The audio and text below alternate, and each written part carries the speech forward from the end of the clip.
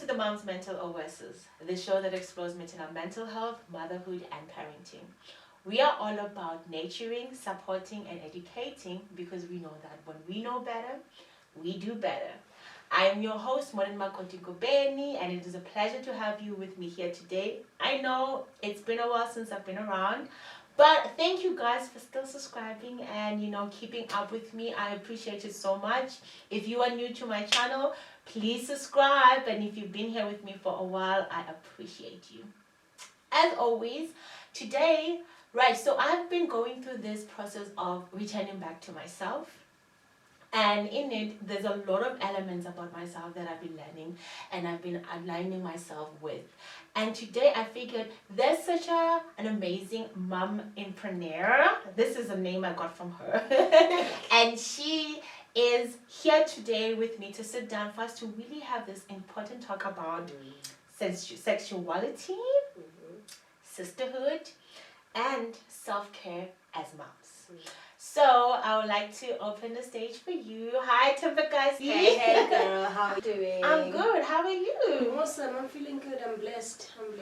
Right? Yes. I feel like when you're a mom and you finally get to that place where you feel like, I found my corners. I found my calling that I come from. Because I know I think I did a TikTok about it, about how so sad that our circumstances really delay us from finding the thing that really speaks to our spirit.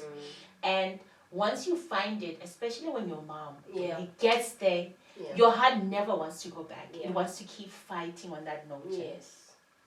So that's why I figured, you know what, let's have our sit down, let's talk. Let's talk about these topics that as moms, we don't really get the time to do on. Absolutely. And you know what, before we get deep into this, introduce yourself to our viewers.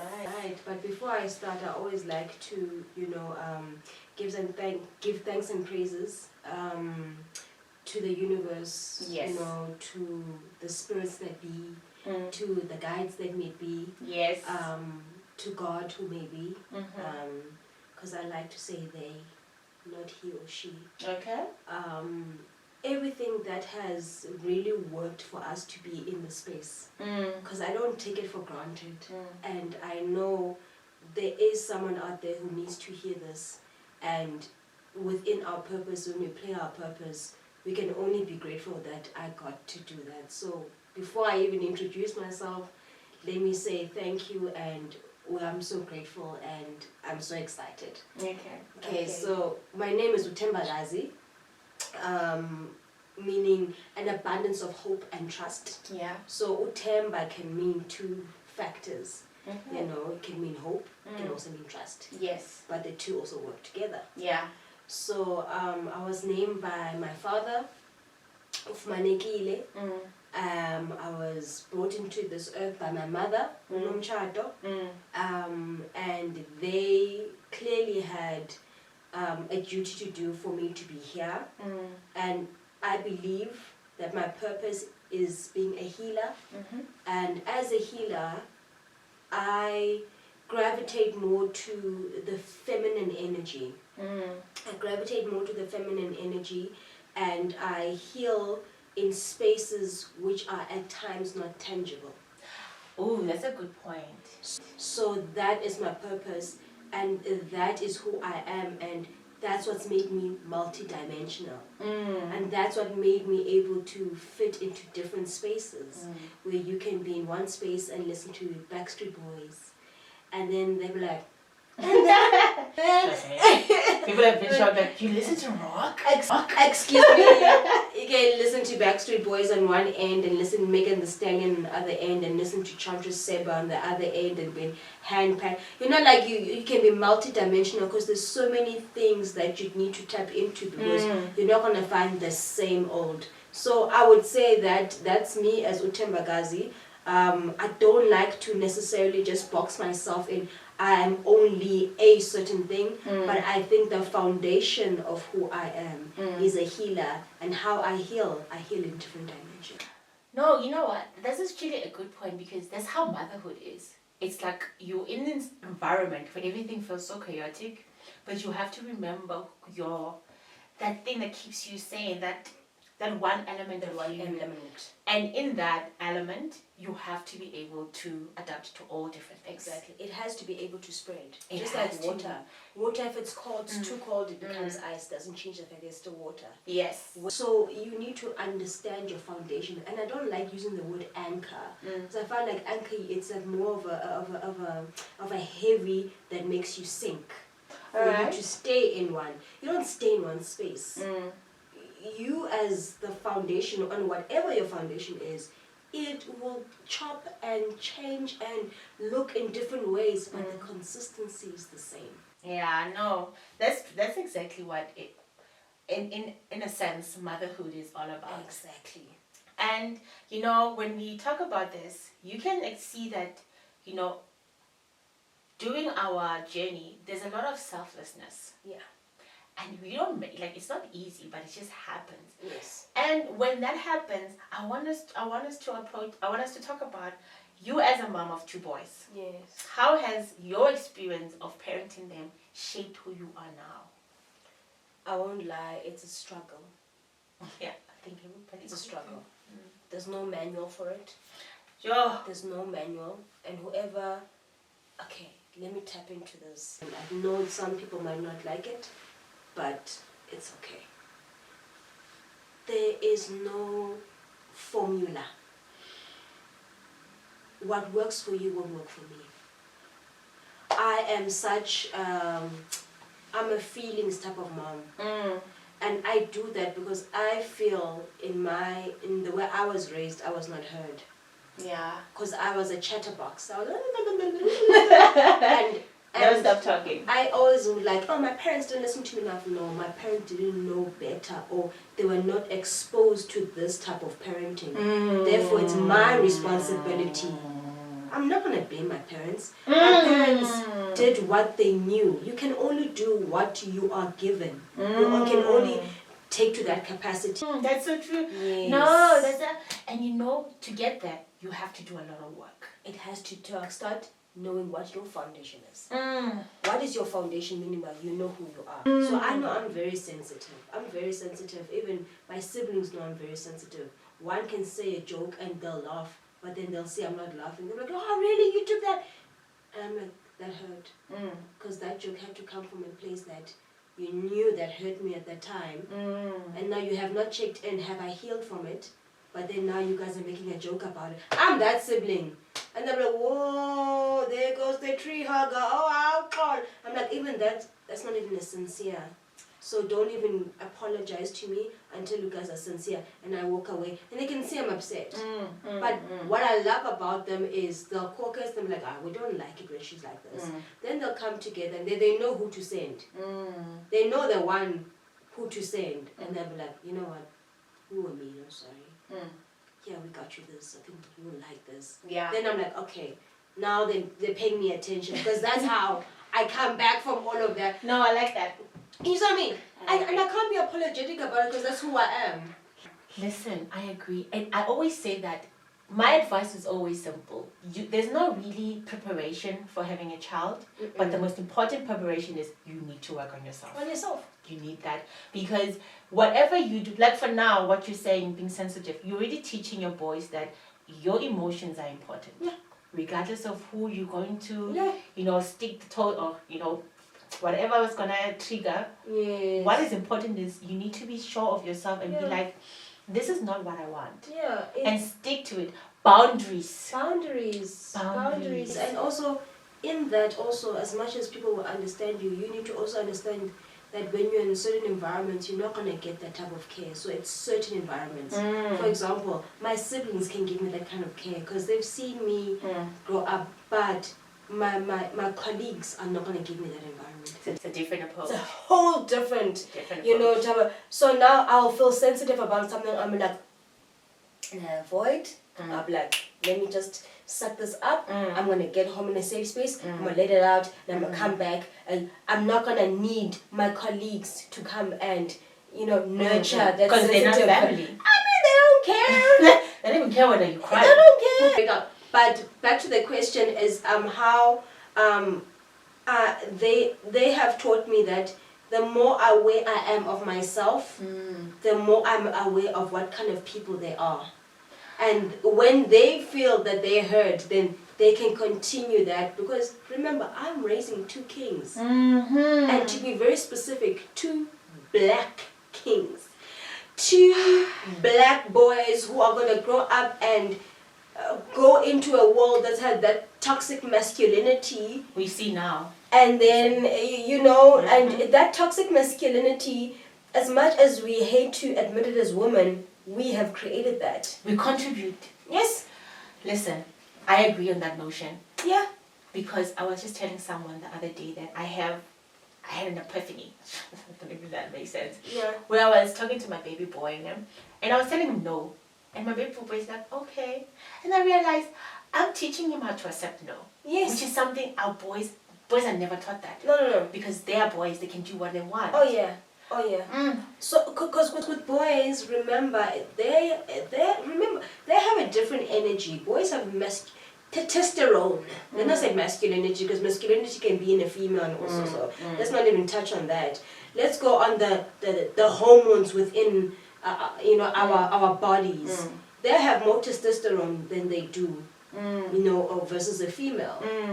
And then this is where you'll see these differences, but let me not even get there. Yeah. Like my niece, she's nearly the same age as my youngest. But let me tell you, baby girl is on.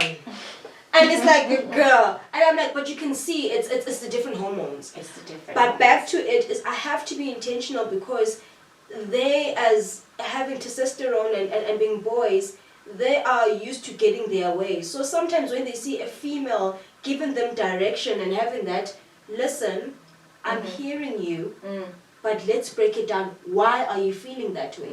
Why are you sad? Yes, I see that you're sad. I see that you're upset. I'm not going to run to your rescue every time you cry. You need to explain to me, why are you crying? I'm crying because you told me to switch off the TV. All right, now we know what the problem is.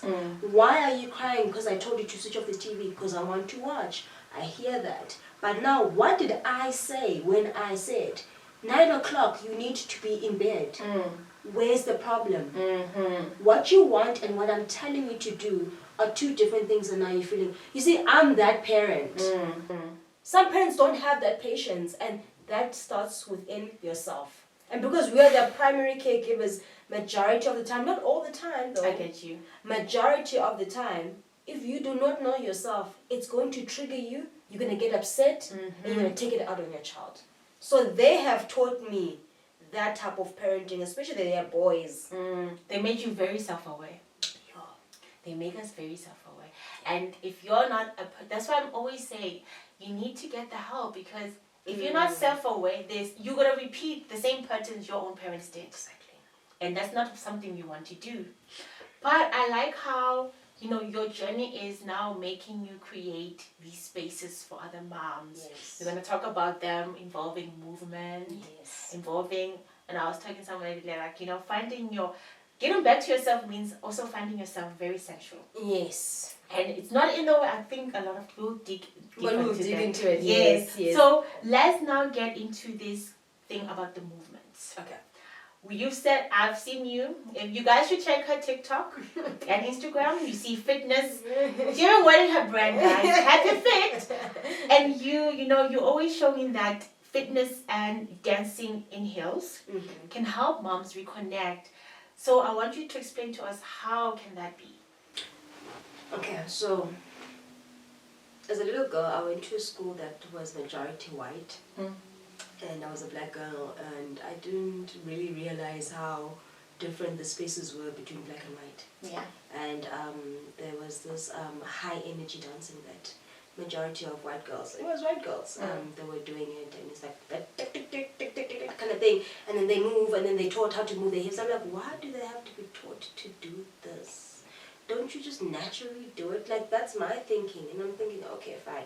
By the way, I'm not in the class. I'm not in the paid class. I'm just waiting for my dad to come fetch me. But now I'm bored. And I'm observing it. And I'm hearing all this music, so I go there. And I'm watching these girls being taught. This is how you move. This is how you dance. This is whatever. This is the discipline that they're doing. And I'm like, really? I do that in the mirror watching, but okay. And then as they're doing it, I'm also doing it in my own little reflection because I'm not supposed to be there because I'm not paying. You know? So I'm excited about it. Go in the car. I'm like, Dada, I want to do this dancing. Oh, and he's like, does it cost money? I remember Not. that. Yeah, you loved it. How did it make you feel? I'm sorry, but that's every their parent. Does it cost Does money? it cost money? And my dad, no, you're not gonna do it. Okay, we understand better now. But let's just We all know. our little We girl. know. Let's go back to the little girl, the little table. And I'm like, heartbroken. All right, I'm just gonna watch through the window and watch. And then they do it, and I practice it, and do it, and I practice it. And then I found that it came to a show at a time, and then they put all these girls, all these white girls in the front. Yeah. To do, because they are the professional dancers. They know how to do this. They've been taught how to do this. We, as the other children, do not know how to do it. But we've never been given the opportunity to show if we can or not. Yeah. But then they do their dance and everything else, and I'm like, well, this is so easy to catch on to. And then one of the girls are sick on a particular day. Yeah. So I go and I quickly run and I stand in her space, which was in front. And then they'll be like, okay, we didn't really have anyone else, so let her just stand there. When so-and-so is back, we put her in the bag where she belongs. They played the music, and did I not dance my little tush off? I mean, like, Okay. it's in the blood. Did I not dance my It's little in tush blood. off? And I didn't dance because I was choreographed. I danced because that's who I am. And when you dance when you are, it's different to saying shoulder, shoulder, shoulder. Then you just go. It's like counting. And people are like, oh, okay. That's where it clicked that movement can definitely change how you see yourself, how people see you, and how you make people feel. Oh, wow. That's where it clicked for me. And I said, I want to do this way more often. I was like 11, Yeah. turning 12. I was like, I want to do this. Okay. And then I continued. Through high school, I danced. Through primary school, I danced. I started choreographing in high school and everything else. And every single time I found, I would listen to a beat. And a beat makes you feel a certain type of way. But then I move a certain type of way to that beat. And as soon as I do it and I feel it, someone else feels it. And then you have the crowd go, They're feeling the vibe. yes. If you watch your Chris Brown, if you watch your Sierra, Sierra is like one of the people I used to watch, and I'm like, I love how she does that. Oh, okay, now I feel what she's talking about. I feel the music. Now, if you can feel music like that, right, and you can actually translate that in someone else who's going through something, just that moment of feeling, that feeling is what is healing your cells. So that is where movement comes in. And the reason I do dance in heels make us as women feel sexy. Very sexy. And the whole history of it, I'm such a nerd, I'm not even going to tap on it, but that's why it was called catwalk, was cat when they're trying to, pearls and look and attract the other, they'll walk on their heels, and this is where the whole inspiration of catwalk and heels came in. And the way that you walk is because your whole body changes. The way in which when you're standing and you're more curvaceous, your butt is in the air, your legs are more toned, the way that you walk now you have to be more intentional. That means you sway more. Heels give you that, and Mama Zine's Nishakra comes about that, it misaligns your what, yeah. Please don't get me debating because there's so many things that do that but are natural, but let's not even touch that. So I want the ladies to feel free to do that. And then when it comes to the music that I use the music where you as a woman listen to in your car and you picture yourself as that, and then but when you go out of the car you're very composed. can I, like for example, your Glorilla, like all of those, when you listen to something like, oh, did you just say that? Kind of a thing. The ones that we are so ashamed of, actually, if I enacted this in front of everyone, what would everyone say? I like that you pointed out shame, because if we're being honest, most of us, when we after having a baby, your body changes. Oh, 100%. Like everything changes a lot. Yes. And you now have shame, and the shame is like, oh, I can't show this anymore. Yes. And Your mom. Why would you do that? And you know it comes from other people. But now when you're talking about how, I like how you're talking about the movement and how it, it puts you in a different place. Yes. That's how most of us really need to get back to. We need to get back to it. And remember, the one thing that I do in my classes, I always tell the ladies, if you're going to take me seriously, you're going to. We need to get back to it. And remember, the one thing that I do in my classes, I always tell the ladies, if you're going to take me seriously, you're going to have a lot of trouble within yourself, because I don't take myself seriously. If you're going to take, because remember, now I've got multiple personalities, and it's not a disorder. It's not. You just let me know who you want today. But today is Utembi in this dance, and we are here to let go. I don't let men in my class for a reason, because there is an energy about men. Men are programmed in their DNA to be attracted to confidence. I won't even say women. Confidence, whether it's going to be in a sexual way, whether it's going to be in whatever way, they are just attracted in their DNA. And I don't want women to feel like they have to act a certain way.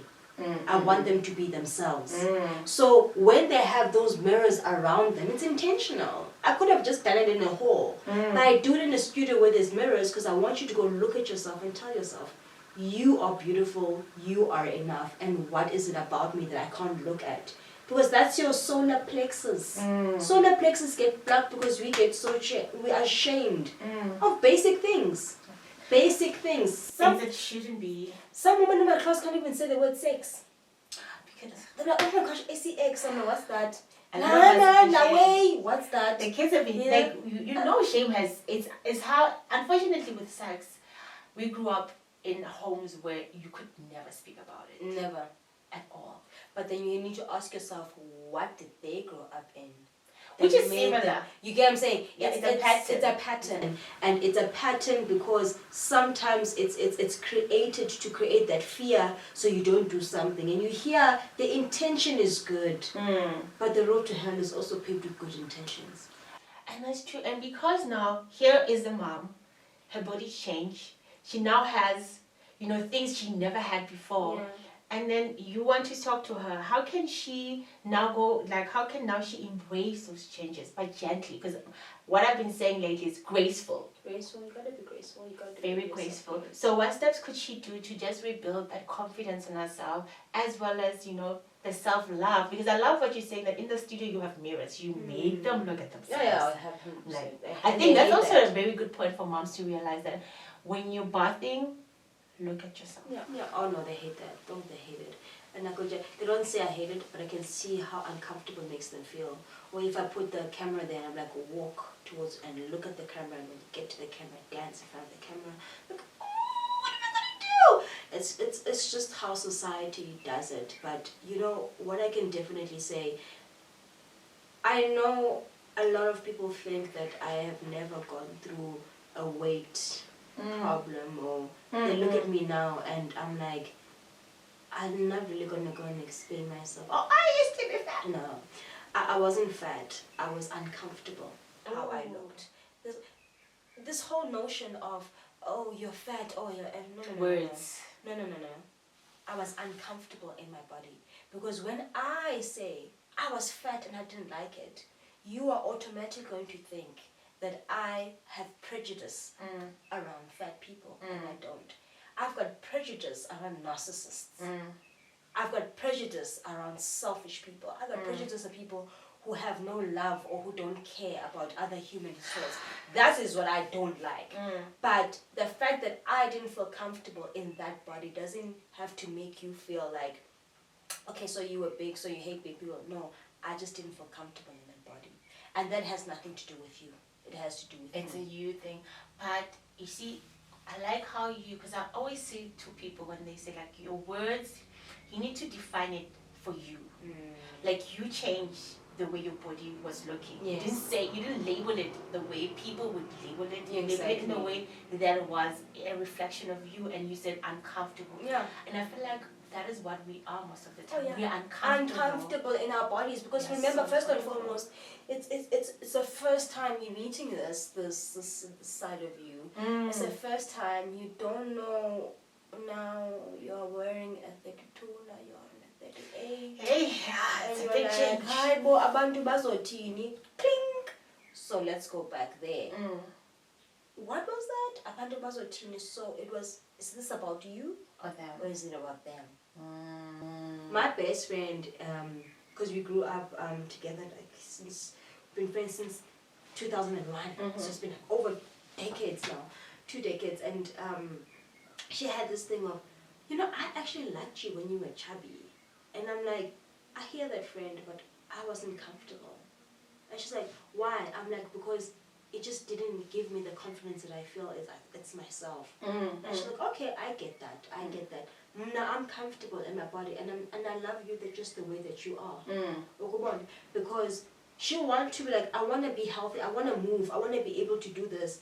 But you won't find her body shaming. And that's what I appreciate of. And she's actually the one that teaches me, okay. She doesn't body shame, she just tells you how she feels. Oh, I love you just the way that you are. She's not, putting down or whatever. But what I'm trying to say is sometimes, Tina, as women, we really need to attack mentally ourselves first. And then if you didn't like a certain thing, hold that moment for a second and ask yourself why. And that's where the shadow work comes in. Because I think when you break it down, you find things that you didn't even think about. Yes, pause and reflect. Yes. I always say pause and reflect. Or even if you don't have, it's not the right space, write it down. I'll quickly go into something that's personal for me, which is shadow work, in where I felt like I was too masculine around females. And I have this masculine energy in where I don't let anyone just talk too hard. If I feel a certain type of way, I'll defend myself. I'll go into a mode where now I'm like defense, like I'm Shaka Ilembe defense. The wall is up now. The readiness. Yeah, and now I'm climbing over that wall and I'm about to show you I'm packed. Yeah. And, so so they'll be like, what's happening? And I would always try to just downgrade myself, like, okay, what's happening? And then I'll be told that, oh man, you're too masculine, you're too manly, and I'm like, why does this trigger me? And then I take it back to, there was a time where I was told I'm not feminine enough. Okay, I'm like, okay, what does feminine mean? Okay, I'm not,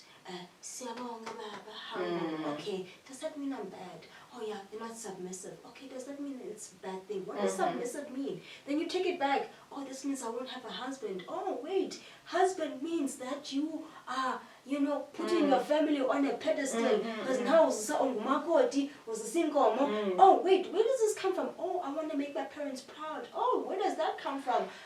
You see what I mean? That is, but the unfortunate part though is to get there, you really have to say that it's time for me to do the work. So, I know this is going to go down, but I think this is a perfect juncture for it. This is where I say I'm mompreneur Thembi. Because mompreneur Thembi is 3 entities. 3 entities of mind, body, and spirit. Right? So mind is a mindfulness. Is being able to know that I become overwhelmed in spaces where it's chaotic. I hate chaos.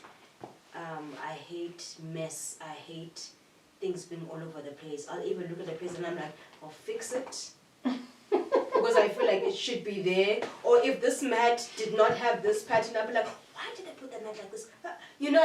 I know that's me mentally, that's me in my mind. I need to understand that.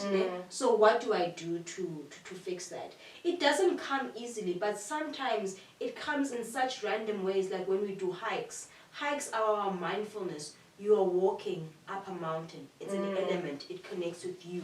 There are going to be birds. There's going to be all of that. You're exercising at the same time. We get there. We paint. I tell you the significances of the colors of the painting. And I'm like, yellow represents this. What color do you want to paint? And then you paint and you find yourself, I'm loving the red. Oh, I'm loving this. That's you going in yourself, and then we explain it. You explain it to me. What does this mean to you? How does this make you feel? Yeah. And all of that. And sometimes some people are like, I don't know. I'm like, okay, cool. So what's your favorite color? You start from the beginning. So this is where a lot of things for us need that work. And we are quick to say, I don't have the money. It's the steps in which you need to take. And this is where, as a brand, I started these different elements, because I'm not just one-dimensional, as I mentioned. It's all these different ones. So that mindfulness part of it, it's things like that that's going to make you. It doesn't have to be specifically. It's a workshop. Sometimes just walking and all of that. It's mindfulness. It's mindfulness. And then when you actually working out actually is not physical. It's mental. No, it is. Trust me, I know that. Going to the gym. No. It's so easy for people to go sign up in the gym. You'll get 90 people signing up for the gym, and of that 90, only 10 come consistently. Why? Because they think it's a physical. It's not physical. It's mental. It's mental. As soon as you've signed up, the child gets sick. Something financial comes up. I know, there's reasons. And it's valid reasons. No, it's valid reasons. But I like what you're saying, because then if you're a mom and you're already in this space where you feel like you're uncomfortable with yourself, I like how you pointed out there are 3 elements in you that you need to start working on. Your spirituality, your mental one, as well as your physical. Maybe you could add the mental with emotional. Absolutely. And I like that you're saying that when we start with the mental one, which is your emotions, you have to.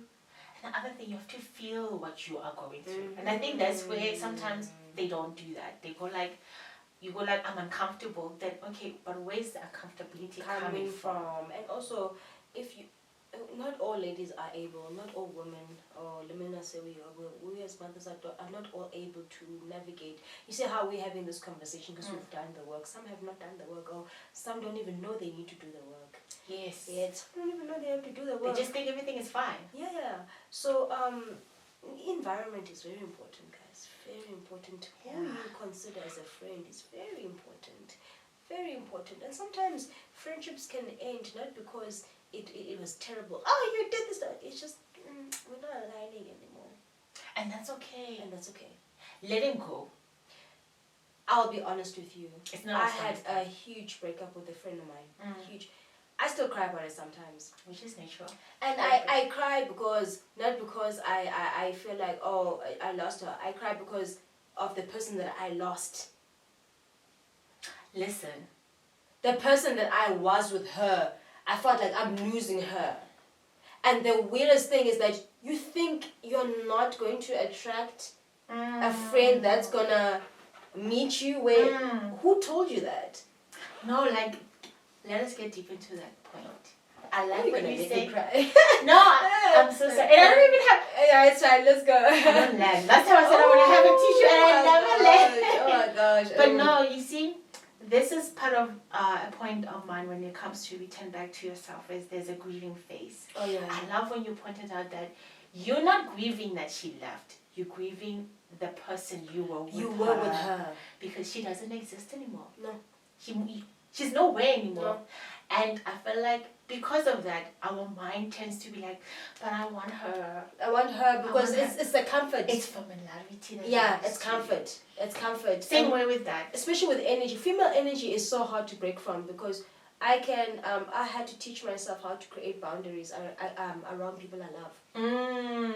And I'm such a problem solver. I want to help you. But then when I start feeling like the love I'm giving is not being reciprocated.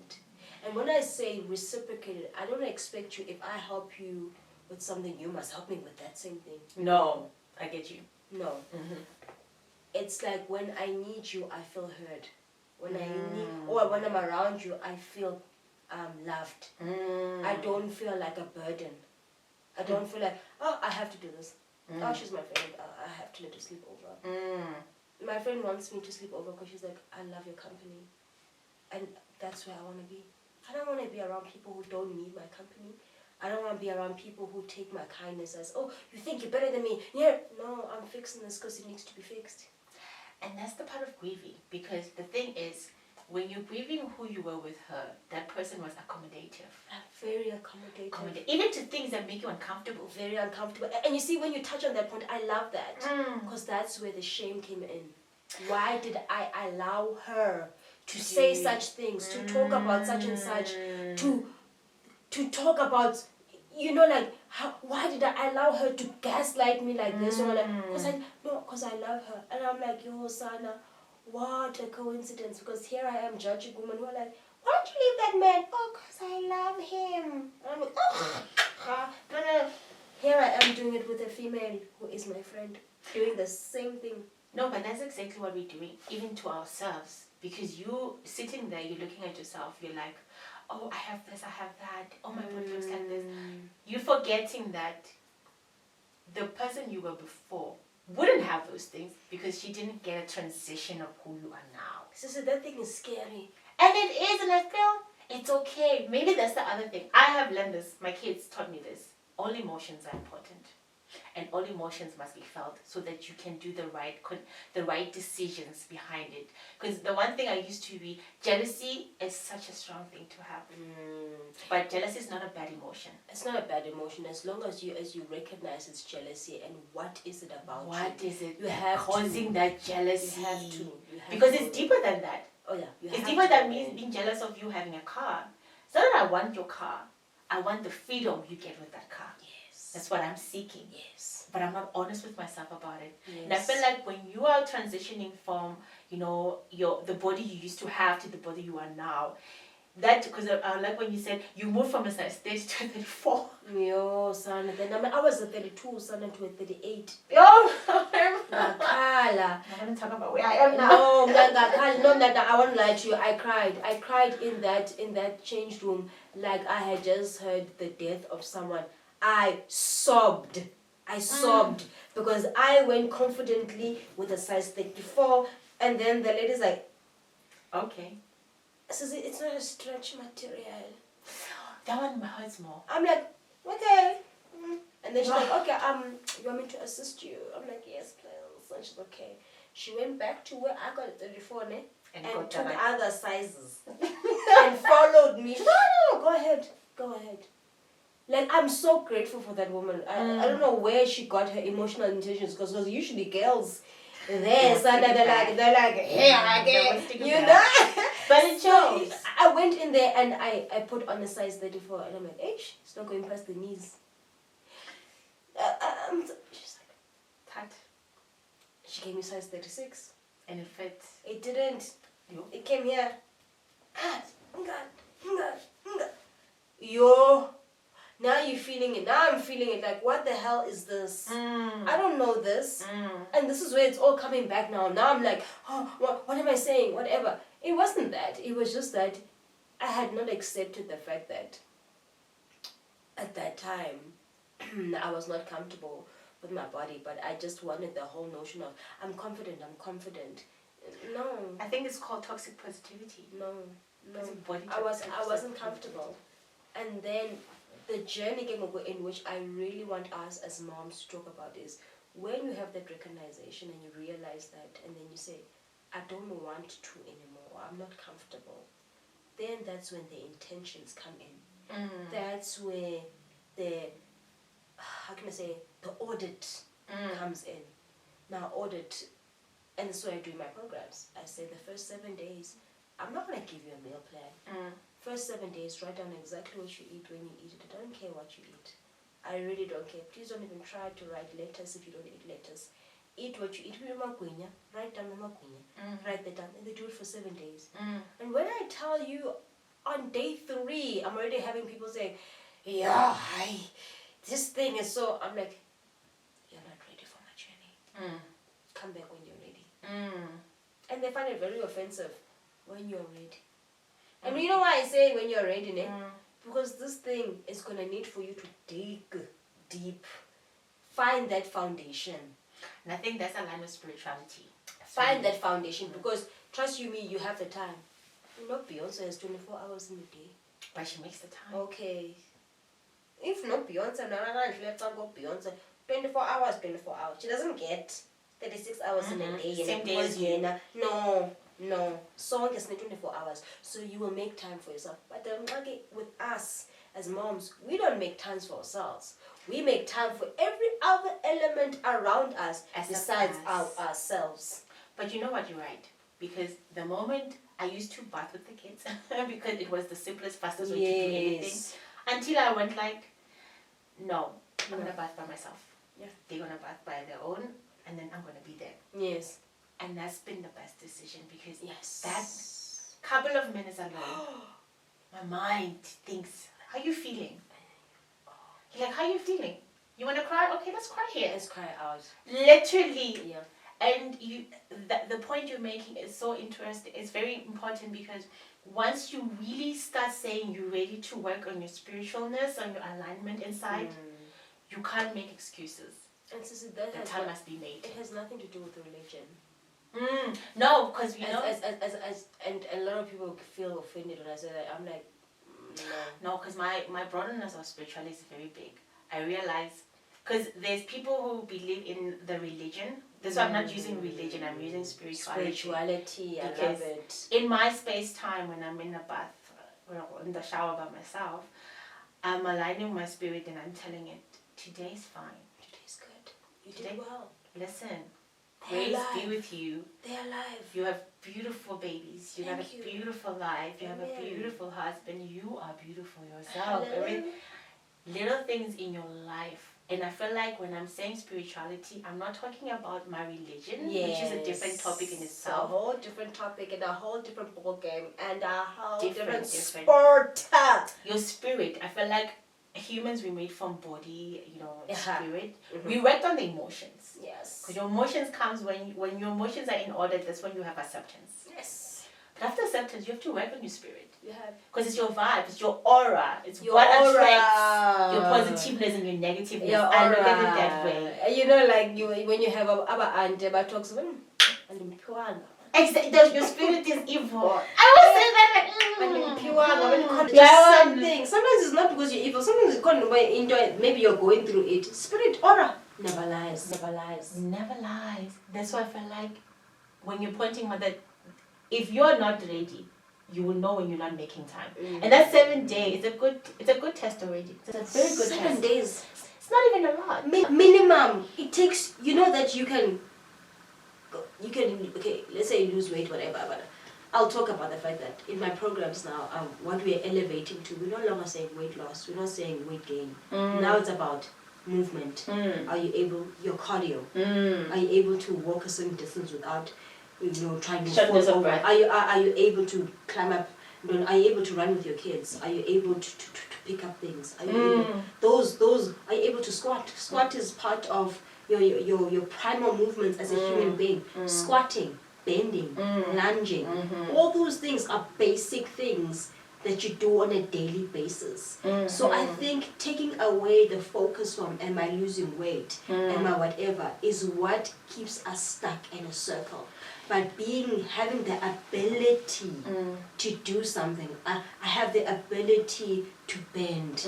I have the ability to climb upstairs and not be. I have the ability to hug my child all the way down, and these things. When you look at that, and let me tell you, when you focus on that, everything about your body goes in place without you even having to look at it. Yeah. I hear from people when they tell me, what's up with your thighs? Girl, what's happening? I'm like, really? It's because I'm focusing more on now. I really challenge myself by how can I pick up a certain weight, and I struggle and I fall over and I swear and I do all of that. But the more that I do it, and then I'm like, okay, we're getting there. Now I'm picking up 5 times instead of only 3 times. Okay, now I breathe harder when I've done it the 7th time. When that progression happens, my body automatically goes where I know it needs to go. And then when someone mentions it and I look at myself in the mirror, I'm like, actually, you are right. Because I was not focusing on my body. I was focusing on doing the actual action. Now, when you hear that from another woman, it hits differently versus to a man. Because you enter a man, you're like, you don't get that. You don't get it. Oh, girl, come with me. Try me with that. Oh, no, I got kids. I got kids too. Oh, no. And my husband, I used to have a husband. I have a partner. Come at me again. Oh, no, I've got so many things. I've got 2 businesses. I work. I do this. I clean the house. I do whatever. Come at me again. And I am here on time. You make the time. Yeah, Bolando. Discipline. Yeah. So it's that thing of when I say we as women don't make time for ourselves, we make time for everything else Except but us. ourselves. And that's where the shadow work comes in, and that's when the me being able to look at myself